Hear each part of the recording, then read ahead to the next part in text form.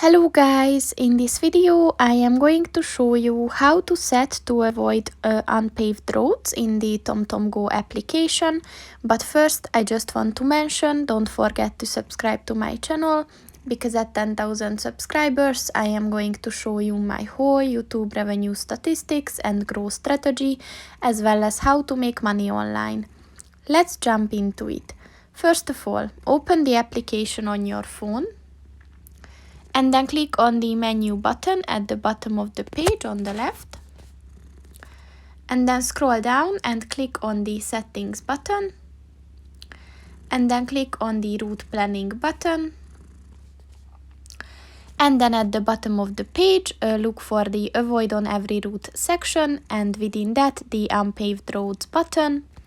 And in order to enable it, just click on the white circle next to it.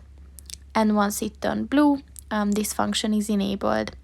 So that's pretty much it for this video, guys. See you in the next one. Goodbye.